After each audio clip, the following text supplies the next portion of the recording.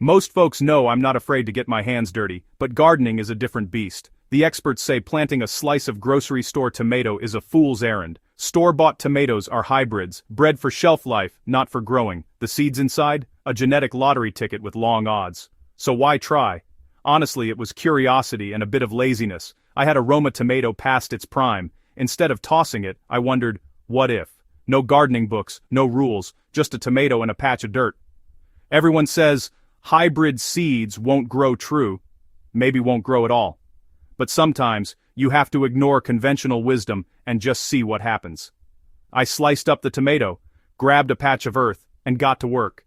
No expectations, no investment, just a simple experiment. The odds were against me, but that's never stopped me before. Sometimes the best stories start with a bad idea, and sometimes you just have to get your hands dirty and find out for yourself. This is what happened when I planted a slice of store-bought tomato.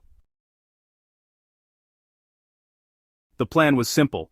Slice the tomato, pick a sunny spot, and bury the rounds in the dirt. No fancy tools, no compost, just a hand trowel and a patch of neglected yard. I laid 3 slices flat, covered them with a bit of soil, and patted it down. 5 minutes, tops. It felt more like hiding evidence than gardening. I watered the spot with the hose and walked away, expecting squirrels or rot to finish the job. For a week I barely paid attention, just a quick spray of water now and then. No sign of life. Just damp earth.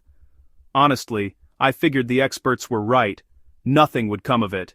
It was a lazy experiment, destined for the compost heap. But sometimes, nature has other plans. I was ready to forget the whole thing, but gardening, like life, is full of surprises. Sometimes the smallest effort can yield the biggest surprises.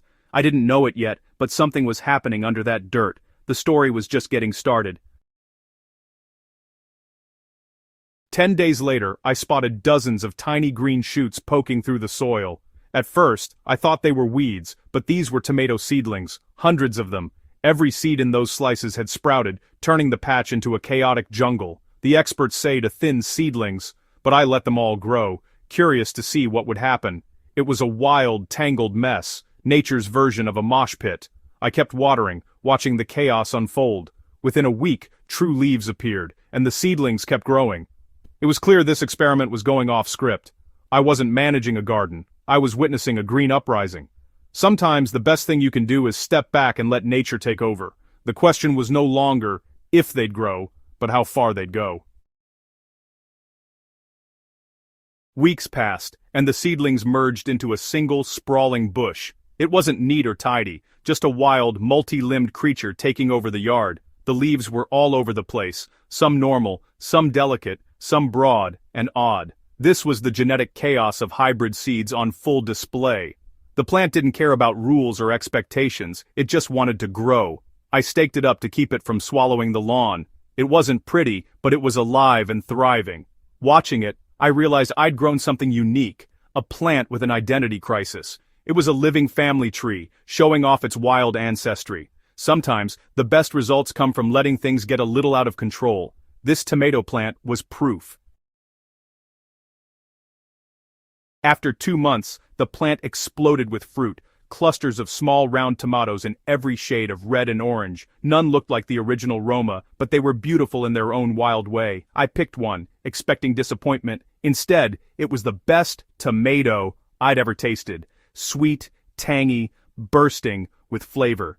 That's the magic of the genetic lottery. Sometimes you win big. I hadn't grown a Roma, I'd grown something entirely new, a backyard original. My lazy experiment had produced a monster plant and hundreds of delicious tomatoes. The lesson?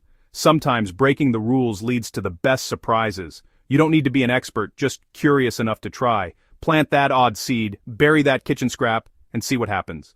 You might get a mess, or you might get something amazing. Sometimes the dirtiest jobs are the most rewarding, and sometimes a fool's errand is exactly what you need.